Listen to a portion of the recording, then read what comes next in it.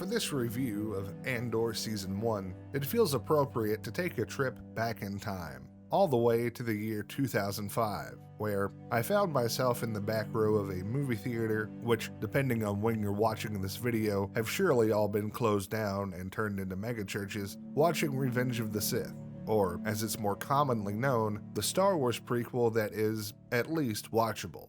As I sat there watching Obi-Wan Kenobi hand an infant Luke Skywalker over to his aunt and uncle, I couldn't help but feel a strange sense of sadness, knowing that I'd never see another Star Wars movie on the big screen. After 6 films, 3 of which were spent learning that Darth Vader was a space Jesus who was tricked into murdering children by an old man who obviously wanted to have sex with him, George Lucas's vision was finally complete. Despite all the things wrong with the prequel trilogy, the best thing about them was they didn't ruin the original trilogy. Aside from a few absent-minded retcons, like Leia somehow remembering her mother even though she died minutes after childbirth, the story of the original trilogy remained intact. Luke Skywalker still became friends with a wizard, a pirate, and a princess, redeemed his father, defeated the Emperor, and restored peace to the galaxy. Anytime I wanted, I could sit down and watch the original trilogy knowing that this was how the story ultimately ended. The Force will be with you, always. In an unprecedented attempt to turn everything into absolute garbage, Disney began to consume everything that it set its eyes on. Like planets in the path of Galactus, no company that was deemed worthy of purchase was safe, doomed by their own success to be consumed by the ever-growing media conglomerate. And in 2012, Lucasfilm would become one of Disney's many victims. You see, apparently George Lucas was mad that people didn't like the prequels. Or at least, that's what I was told anyway. I can't confirm if that's true or not. However, what I do know is that he was getting old, too old to keep up with the responsibilities that came with running a company. So, for 3 times less than the amount of money that Disney has made off the Lucasfilm name so far, George Lucas sold everything, in the hopes that Disney, at the very least, would be good stewards of his life's work. I loved them, I created them. And you sold them? I sold them to the white slavers that take these things and Okay, but having said all that, there has been an awakening. Have you felt it? Igniting the public's interest in a new Star Wars movie, Disney immediately began working on what would be the 7th film in the series. Under the direction of J.J. Abrams, a man most famous for ruining another beloved franchise, this movie would pick up 30 years after the events of Return of the Jedi. You know that ending I mentioned earlier where the characters defeat evil and save the galaxy? Well, as it turns out, that didn't happen. In fact, all those heroes were now old, miserable, and waiting for death. The New Republic was run by idiots who sat by and did nothing, as an even more powerful enemy built another superweapon that had to be taken out before the planet that all the good guys were on could be destroyed. It was a garbage movie, and in many ways, the exact same movie as A New Hope. Yet most people seemed to not notice or care. All they wanted to do was dress up, collect Funko Pops, and clap. I clapped when I saw it. In the follow-up film, The Last Jedi, which many consider to be the 9/11 of Star Wars, things got much worse. Any previously established plot threads, character arcs, and even Luke Skywalker were destroyed, all because a big-headed moron wanted to subvert expectations. And you remember the Emperor, who was thrown down an endless chasm and then atomized when the second Death Star blew up? Well, as we learn in the final installment, The Rise of Skywalker, that didn't happen either. Somehow, he managed to return, because this whole time, he was being kept alive on life support by the spirits of dead Sith Lords, or whoever these people are, who were also building a fleet of Star Destroyers that also had Death Star lasers attached to them, because, well, of course they did, why wouldn't they? And still, most seem to not notice or care. They were too busy screaming and belittling themselves at the altar of a corporate overlord that now had full control of their brains, control that would never cease to be exploited in the name of making more money. Then came the shows, all worse and more dumb than the one that came before it. Made by a never-ending parade of hapless, talentless buffoons, they were shows made by idiots for idiots. Well, maybe that's a bit harsh. They were just people desperate to be entertained. It's just that over time, the constant bombardment of stupidity has turned their brains into absolute mush, which, in turn, caused them to be amazed at the most pedestrian of on-screen moments and burst into tears as if they'd seen something profound.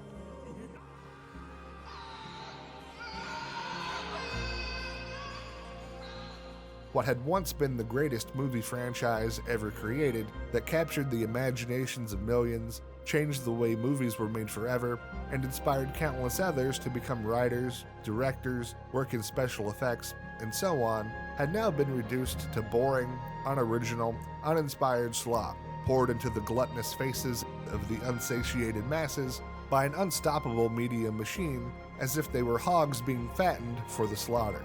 Was Star Wars just going to be bad from now on? It seemed so. Was it ever actually good? Honestly, I didn't know anymore. And it was here that the words of one of the world's greatest philosophers began to play over and over in my mind. How does it feel to have lived long enough to see all of your favorite franchises go down in flames? Feels great.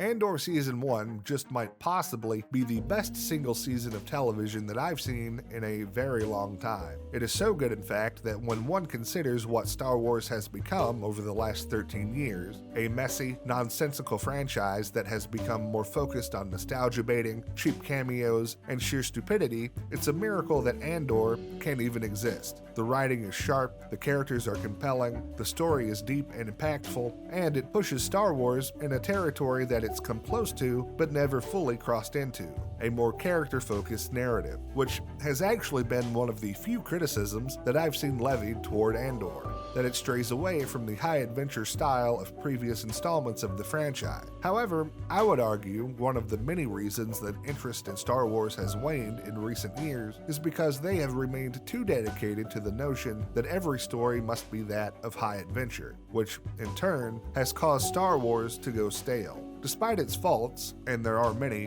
what made Rogue One stand out as the best Star Wars movie in the Disney era was its more grounded perspective. Likewise, Andor's shift in focus from space magic, grand battles, and whatever this is the fresh take that Star Wars has long needed, and it's executed perfectly, proving what can happen when talented people are put in charge of these franchises rather than these people who suck. Structurally, Andor is fairly unique, with its 12 episodes separated into 4 distinct arcs, all centered on the themes of consequence, sacrifice, control, and rebellion. In respect to this structure, we'll be taking a look at each individual arc, while, at the same time, seeing how they connect with each other to form the overarching story, that of the rising spirit of rebellion. So, with that in mind, let's begin the spoiler-heavy look at Andor Season 1.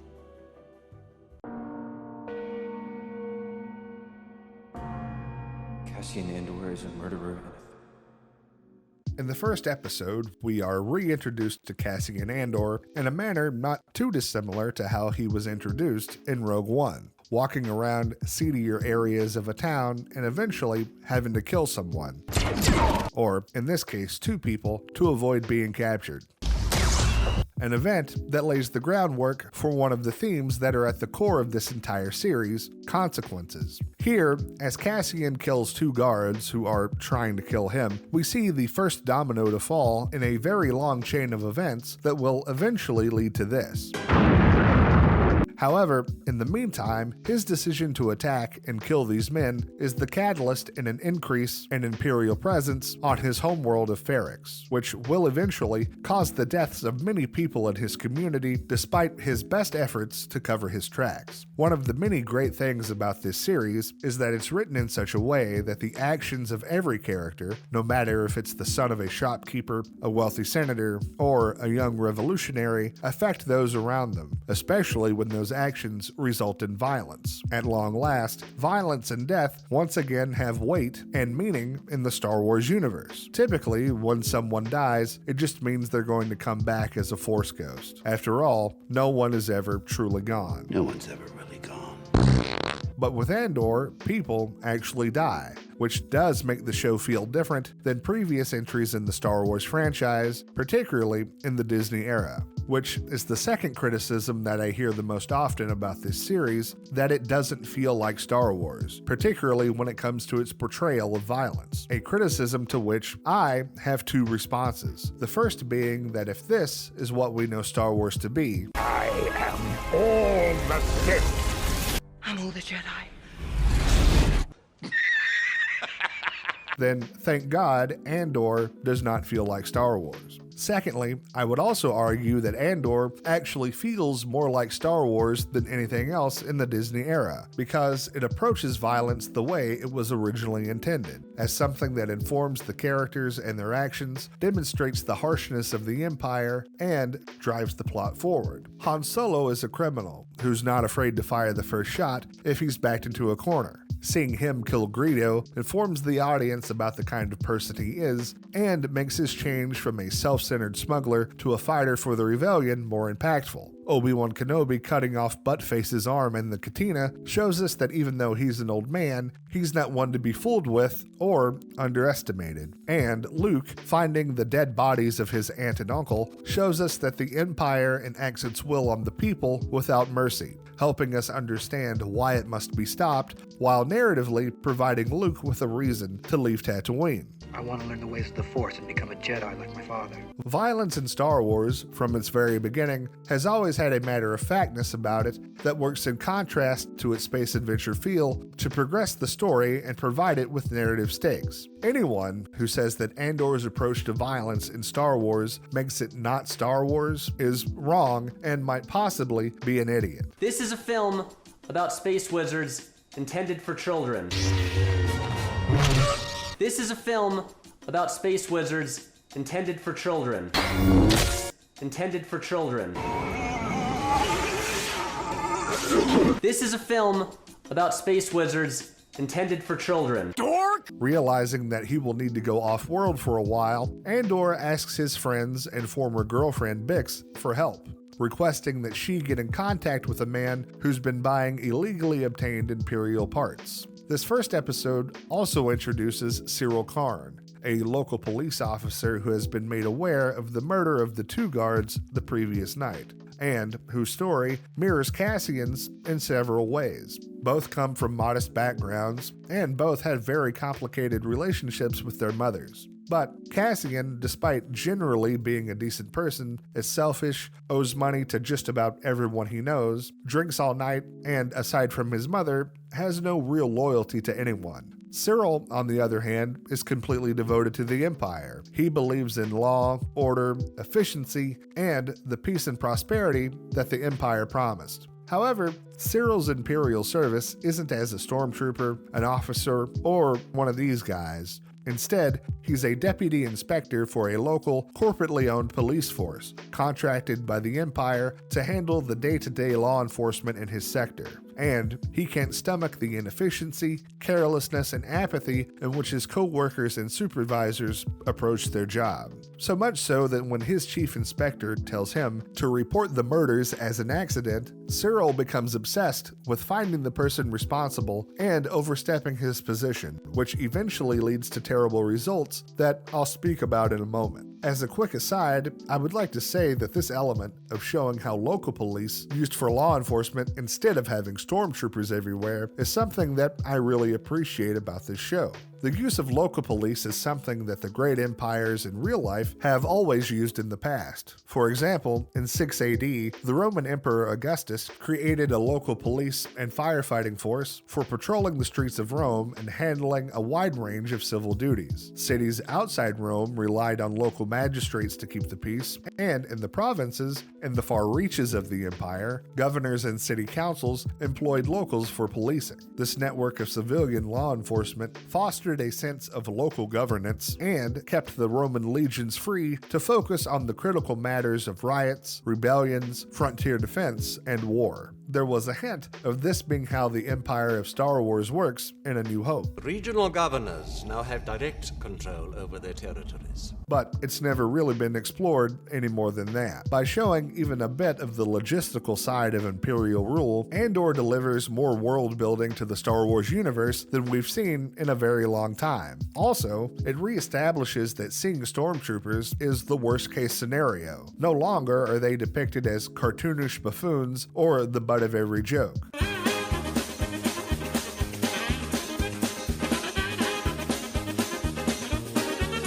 Instead, for the first time in a very long time, we see Imperial troops as they should be, a blunt instrument that's used to impose the will of the Empire by beating the populace into submission through force and intimidation.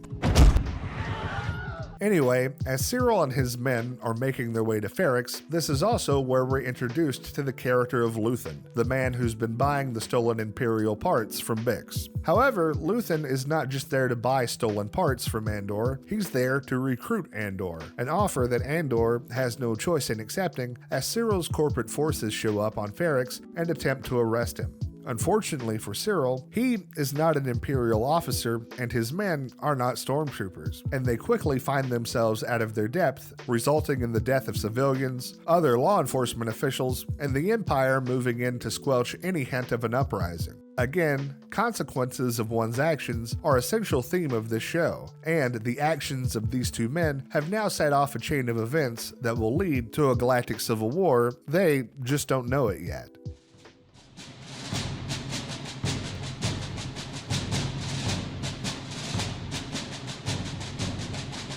In the years leading up to the American Revolution, various anti-British groups used different methods to challenge Imperial rule. The Sons of Liberty spread propaganda, organized boycott, and sometimes staged violent protest. Wealthy merchants and community leaders like John Hancock secretly funded revolutionary activities, while local militias raided weapons depots, disrupted supply lines, and ran espionage networks to monitor the movements of British troops. Though different in approach, all these efforts were essential in resisting British rule. Revolutions don't happen overnight. They require careful planning, leadership, and most importantly, people willing to fight on different fronts. In episodes 4 through 6, Andor shifts its focus to the early days of the rebellion and the individuals who laid the groundwork for the fully organized rebel alliance in the original trilogy. And that is the real trick of the Imperial thought machine. It's easier to hide behind 40 atrocities in a single incident.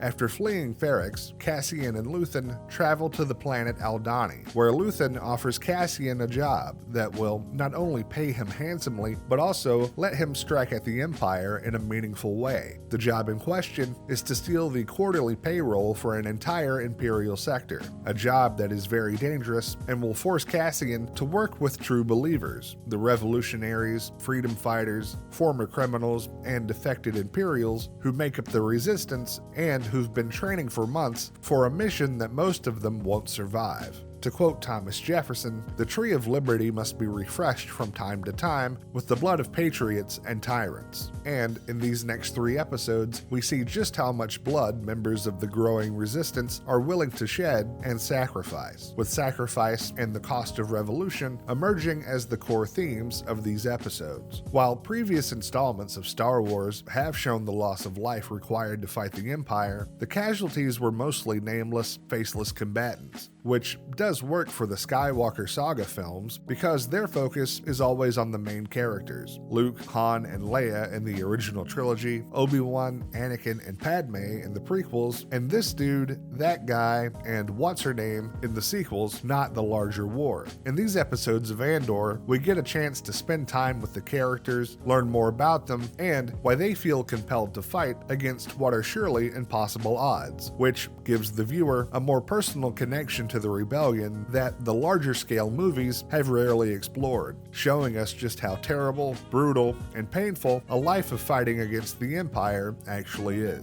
Episode 4 is also the introduction of the Imperial Security Bureau. Much like the KGB of the Soviet era, the ISB oversees policing and internal security. Local police provide them with regular reports, and they in turn determine actions of enforcement, like arrests, military presence, and interrogations, functioning as a managerial system to enforce Imperial rule throughout the galaxy. In fact, the similarities between the ISB and the KGB are so great that the latter surely had to be the inspiration for the former. And I suppose now would be just as good a time as any to praise this show for its depiction of the Empire as a whole. Under no circumstance could an empire as stupid as the one that we've seen in the Disney era last long enough for the need of rebellion to arise. In fact, if one's only knowledge of the Galactic Empire, in either of its forms, were to come from how it's been depicted under the Disney regime, they would assume, and rightly so, that it would eventually collapse under the weight of its own stupidity. Thankfully, as I mentioned with Stormtroopers earlier, Andor has restored the image of the Empire. It's cold, calculated, and well managed, ambitious in its desire, and ruthless in its means of control. While we may not see the Empire in every episode, so much has been done to convey its presence and the fear that the people in the galaxy feel toward it that even the sound of a single TIE fighter is ominous and menacing. It's so refreshing, and honestly one of my favorite things about this series, to see an imposing and threatening empire, rather than a cartoonishly stupid group of morons who are only cartoonishly stupid so the main characters don't die immediately. Can't touch this. Working within the ISB is Dedra Miro, a lieutenant whose methodical approach to her work has caused her to conclude that there's a pattern of thefts across the galaxy that point to a likelihood of organized resistance, making connections that no one else in the ISB has been able to make. Dedra is very good at her job, so much so in fact that she's an irritation to her co-workers, not too dissimilar to how Cyril's co-workers feel about him. However, unlike Cyril, those who work with Dedra are also highly capable and good at their job. If this were a lesser show written by less qualified writers, they would no doubt depict all the other members of the ISB as idiots in order to demonstrate Dedra's capabilities, not being aware that in doing so, they would only make her character competent by comparison, not in actuality. Which is why the writers of Andor, who so far have taken the time to properly flesh out every aspect of the story, have been able to avoid this trope of modern storytelling, and have made the entirety of the ISB just as calculated, efficient, and cruel as its real-life counterparts. Another testament to the excellent world building that's been demonstrated throughout this series, and that's been lacking in Star Wars for so long. Finally, this block of episodes go into territory that I didn't expect: the collaboration of rebels with those sympathetic to their cause within the Imperial government, as well as the coordination and strategy that it takes to fund a revolution on a galactic scale. This is where we begin to realize that there's far more to Luthen than we've initially been led to believe. He's not just a mastermind of the rebellion, he's also maintaining a double life as a wealthy antique dealer. Or maybe it's the other way around. At this point in the show, it's hard to tell which version of Luthen is the real one, but I'm sure we'll learn more by season 2. Tied to Luthen's story is Senator Mon Mothma, who is also living a double life, quietly funneling her family's wealth into the rebellion. While she doesn't openly oppose the Emperor, she does have a reputation in the Senate for being a troublemaker and an outspoken critic of Imperial policies. So, as of late, the Empire has kept her under constant watch, replacing her driver with an ISB plant and scrutinizing her financial records for any sign of sedition. I know I've already made some comparisons with the American Revolution. I mean, we are number one after all. Mon Mothma and Luthen's stories resemble those of Benjamin Franklin and Joseph Warren. Franklin spent many years inside the British political system, publicly advocating for compromises with the colonies, while at the same time coordinating with revolutionary leaders. Warren, on the other hand, a respected physician, was also secretly organizing intelligence networks and helped fund resistance activity. Both men eventually came under British surveillance and, like Mon Mothma, had their financial dealings closely monitored once they became suspected of aiding revolutionaries. It's been said that logistics win wars. Moving money, securing resources, and maintaining communication networks matter just as much as battlefield heroics. That's been true in history, and it would certainly be true in the Star Wars universe. But until Andor, the nuts and bolts of how the rebellion got its money, manpower, and support were never really addressed in a meaningful way. Some fans might find these details pointless or boring, but I couldn't disagree more. Seeing how the rebellion functions on a micro level is just as fascinating to me as exploring the Imperial machine, and certainly more interesting than this.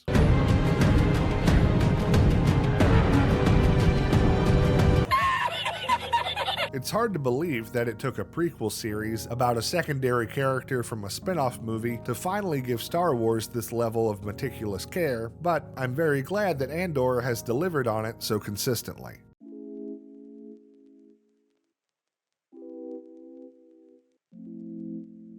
Earlier in the review, I mentioned that the core themes found in each story arc continue in subsequent episodes, and at the start of episode 7, we're starting to see more of the theme of consequence come into play, while the core themes of this block of episodes, control, start to develop. We pick up in this episode with what Cyril has been up to since the incident on Ferrix. For the sake of time, I didn't go over this in the previous section, but since Ferrix, Cyril has had a rough time. He's been removed from his Imperial service, the company that he worked for has been liquidated, and he's been forced to move back home and live with his overbearing mother on Coruscant. While he hasn't been featured a great deal since episode 3, his limited screen time has done a great deal in helping us understand his devotion to the Empire and why he is so desperate to regain his position. Previously, Coruscant has been shown as a sprawling city of amazing architecture, bustling skylines, and 50s-themed diners. However, Cyril lives in the lower levels, where sunlight rarely reaches, the vibrant metropolis feels distant, and the walls are colorless and gray. This, along with his mother's oppressive presence, makes it easy to see why he clings to Imperial service. It's a way out of his metaphorical prison. The American military has used the promise of seeing the world as a motivator for enlistment for many years, and the Empire operates in similar fashion. Do you remember Solo? I know that's a silly question because no one remembers Solo, but in that movie, other than learning that Han Solo's last name is Solo because he was by himself, we see just that, an Imperial recruitment advertisement that promises adventure while bringing order to the galaxy. And it's Cyril's desire to escape that will continue to drive his actions throughout the rest of the season. After checking back with Cyril, the rest of this episode transitions into covering the fallout from the Aldhani robbery and the Empire's sweeping response. This is where the theme of control really starts to take shape. The Empire has enacted punitive legislation designed to smother even the hint of rebellion before it can escape. The ISB is granted the authority to surveil, investigate, and interrogate anyone for the slightest suspicion. Across the galaxy, all crimes, no matter how minor, are now classified as Class 1 offenses, and those already imprisoned will have their sentences extended without trial. To Mon Mothma's shock, exactly the outcome that Luthen was hoping for. I'm sure you're probably tired of my constant historical references by now, but throughout history, revolutionaries have relied on provocation to expose the brutality of the regimes that they oppose. The aforementioned Sons of Liberty, in the years leading up to the American Revolution, escalated protests in Boston until British response was so extreme it convinced everyday colonists of the need of war. In 1916, Irish revolutionaries provoked a response by the British government so severe that it swung public support in favor of revolution and Irish independence. You see, Luthen understands something that is rarely acknowledged in Star Wars. For much of the galaxy, the Empire is the government that they wanted. so much so that the Senate openly applauded when Palpatine declared himself emperor. So this is how liberty dies. With thunderous applause. Which means that the rebellion's challenge isn't simply just to fight the Empire, but to show the rest of the galaxy why that fight matters. And the only way to do that is to act boldly enough that the Empire has no choice but to reveal its true nature of authoritarianism, violence, and fear on a scale that's too large for anyone to ignore. The more you tighten your grip, Tarkin, the more star systems will slip through your fingers. This block of episodes also starts to explore more of Luthen's character, and we see that he's not just a financier and organizer, but a strategist who has a vast network of fighters, politicians, and even blackmailed Imperial officers in his service, all of whom he uses as a means to an end, and all of whom he's willing to sacrifice if he feels doing so will give the rebellion a tactical advantage. However, despite all this planning, there is one outcome from the Aldhani heist that Luthen did not expect. With full access to military records and a conversation with Cyril about discrepancies with what actually happened and what was reported to have happened on Ferrix, Dedra has finally been able to confirm her suspicion, a long pattern of equipment thefts across the Empire, all pointing to coordinated rebellion. These incidents went unnoticed because local officials and military personnel afraid of punishment never reported them. This revelation exposes a truth that her superiors are reluctant to acknowledge. Laziness, corruption, and apathy have left gaping holes in the Imperial bureaucracy. As I mentioned earlier, the ISB is managerial, tasked with analyzing data to understand the condition of the galaxy. But data alone does not equal truth. The truth lies in the interpretation and the accuracy of that data. However, the problem with such organizations is they often require a dogmatic loyalty to the system that prevents the questioning of that system. No one in the ISB thought to question if the reports they were given were correct, because to suggest the data could have been wrong was to suggest that the Empire itself was wrong. Unless the problem is caught and corrected early, the failure of the managerial state will oftentimes lead to Imperial collapse. This has been the case time and time again in the real world, and we see here that the Galactic Empire is possibly no exception to that historical rule. Dedra's ability to think outside that box has caused her peers and superiors to confront their shortcomings and address them.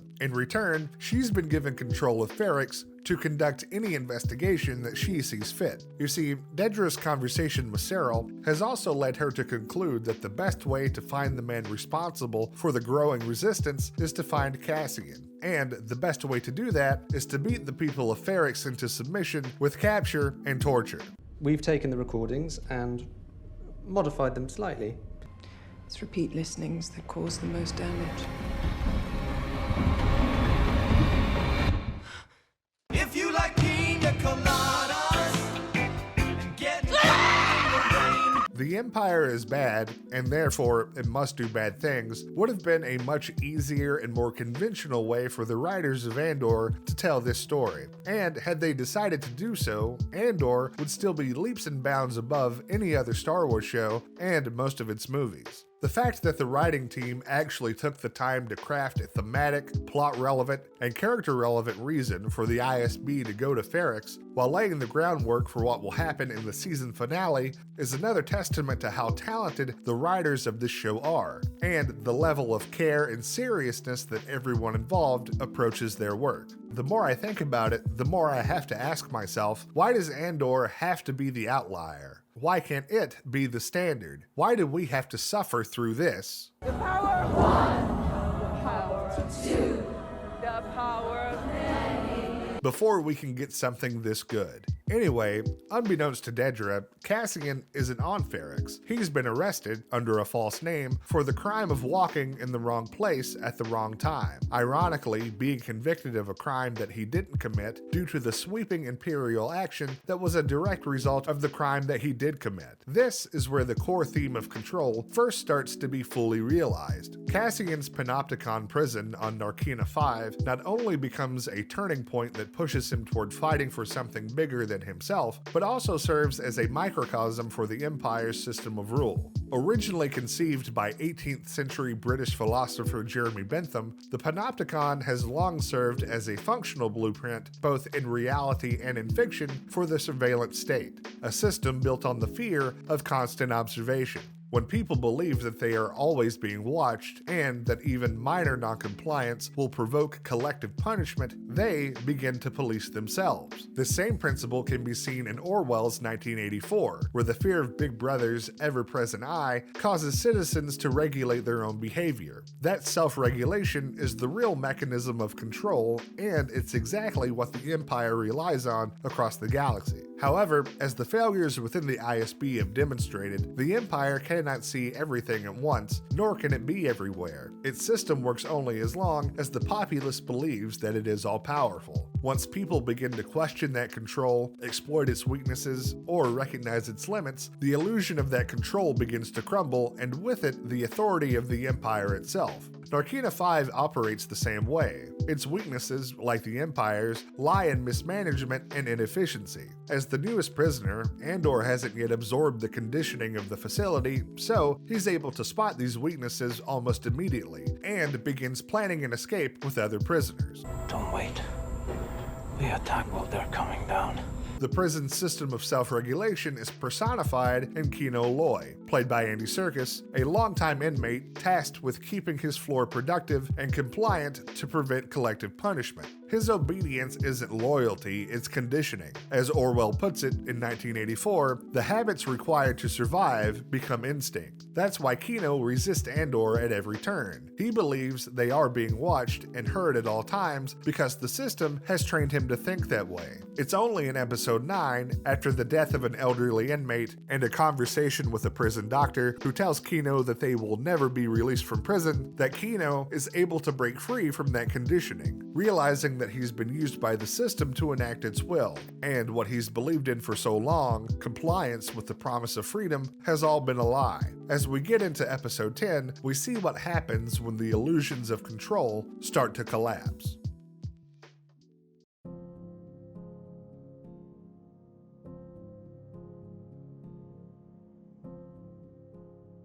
In eastern Poland in 1943, near the small village of Sobibor, a group of Allied POWs, political prisoners, and Jewish captives became aware of a terrible truth, that all of them were going to be executed. So, with nothing left to lose, they rose up against their captors by luring guards into rooms, killing them with knives and hammers, stealing their weapons, and storming the front gate. Out of the 600 men in the camp, only 300 made it out. Out of those 300, only 50 survived till the end of the war. The rest were recaptured and eventually killed. Even so, the Sobibor uprising stands to this day as an extraordinary act of bravery and defiance in the face of certain death. In episode 10 of Andor, titled One Way Out, the prisoners of Narkina 5 find themselves in a very similar situation, where we immediately see all the themes of the previous episodes converge into the series' overarching themes of rebellion. As what can only be described as a writing masterclass in the executions of setup and payoff, the observations made and experiences had by the characters in previous episodes allow the plan of the Narkina 5 prisoners to unfold in the following ways. First, every time a man is lost, they are replaced without fail the following day. Andor knows this because he's observed this happening, and he was brought in the day after an inmate had died. So, having just lost one of their fellow prisoners to a stroke, they know that a new man will be added to the cell block in the morning. Second, by carefully watching the guards, they've learned that when a new prisoner arrives, the moving platform isn't electrified. If they can stop it as it descends, they can use it as a bridge to reach the upper platform and the control room. And finally, after discovering that a brief power outage was caused by an overload triggered when the entire shift on level 2 was executed, they now know that the electrified floors can be shut down the same way. Overload the system, cut the power, and the prison becomes vulnerable.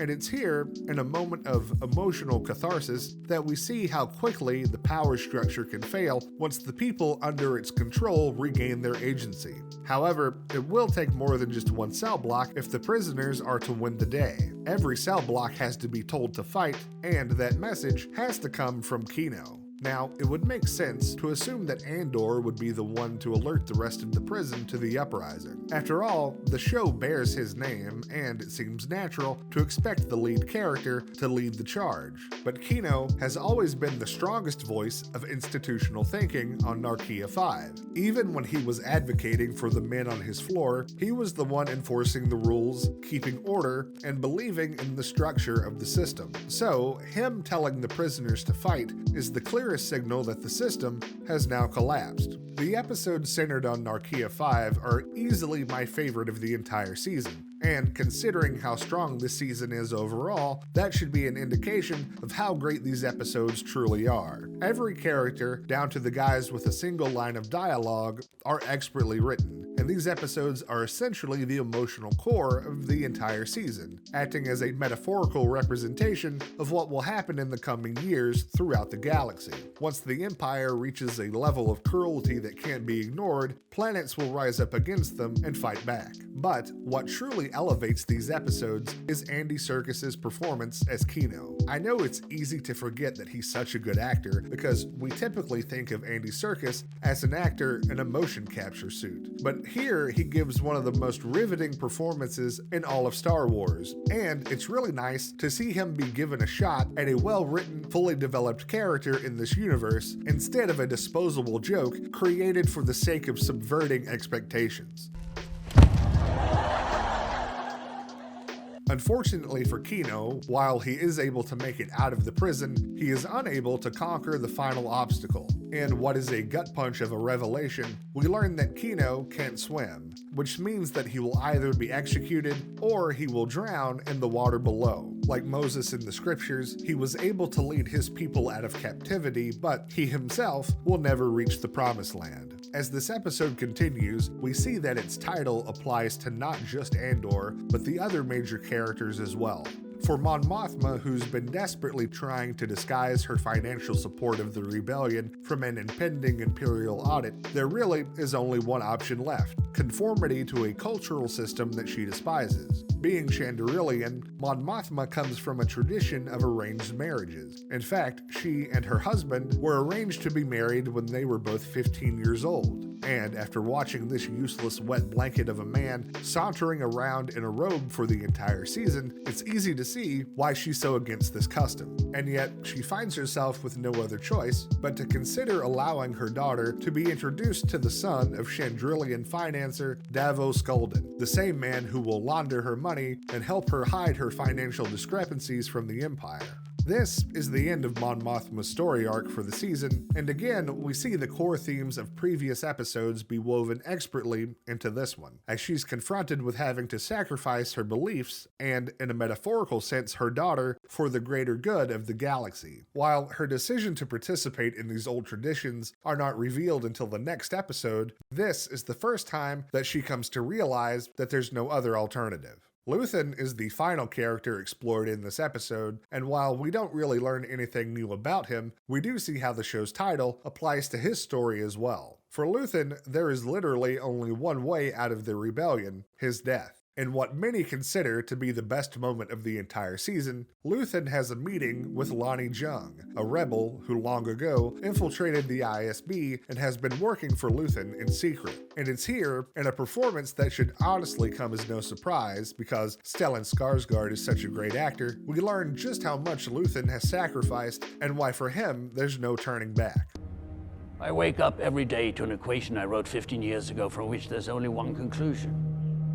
I've given up all chance at inner peace. I made my mind a sunless space. So what do I sacrifice? Everything!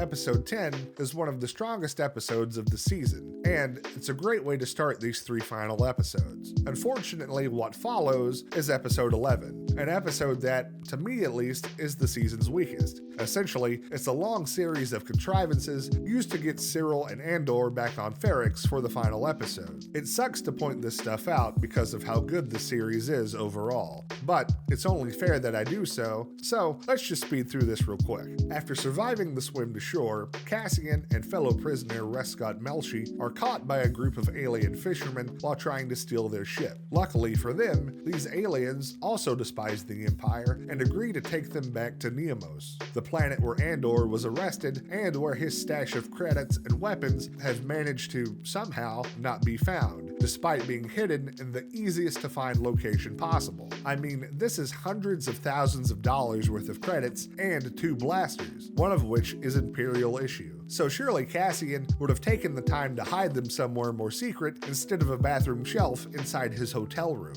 As for Cyril, he only gets back to Ferrix because of a late-night call from his former sergeant Linus Mosk, the same man who helped botch the original Ferrix operation that got them both fired. Mosk tells him that Andor's mother has died and that Cassian might return for the funeral. How Mosk learned this information is never explained. It seems like it was passed to him secondhand by someone who just happened to overhear it, who then just so happened to tell Mosk in time before the day of the funeral. It's a chain of coincidences that exists solely to move the plot forward, and while I hate pointing this out because the season otherwise is phenomenal, it's a reminder that even great shows stumble once in a while.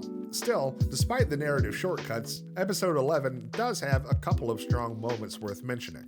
As I said earlier, Cassian's mother, Marva, has passed away, and with her death, we get more insight into the culture of Ferrix. For them, when one person dies, everyone grieves together. They are a community that's bound to one another, whose strength comes from unity, a stark contrast to the Empire, whose strength is found in violence and brute force as a means of control. However, violence only exposes the weakness built into any authoritarian system. The moment that people have to be beaten into submission, when fear becomes the only tool left to keep them in line, it reveals that the system's control isn't absolute, it's conditional. And those conditions are about to be pushed to their breaking point in the final episode on Ferrix, where all of our character plots converge and the show reaches its moral and thematic climax. In a performance beautifully delivered by Fiona Shaw, who you probably know as Harry Potter's aunt, Marva leaves a final message for her people recorded shortly before her death, as is their custom. The essence of which is the famous adage, the only thing necessary for the triumph of evil is for good men to do nothing. She, essentially, encourages the people of Ferrix to fight a battle that they can't win and where many will die. But it's this kind of defiance that breeds hope and inspires others to take action. In this moment in the show, I was reminded of the Hungarian Revolution of 1956, where the Soviet army killed over 3,000 people and exiled tens of thousands. Though it failed, the revolution became a symbol of resistance for decades and inspired other groups during the Cold War to challenge the USSR until its eventual collapse. The uprising on Ferrix isn't about immediate victory, but about igniting a spark, one that will inspire people in the future to rise up and fight for freedom. It's in this moment for Cassian that the spirit of rebellion is fully realized, while for Luthen, it takes a new shape. Hearing the sounds of the ride in the background, he, at least for a moment, sees the price that others pay for his fight against the Empire. And as I begin Season 2, I'm interested to see what effect, if any, that witnessing an uprising, instead of just planning one, will have on his character. Kill me. Or take me in.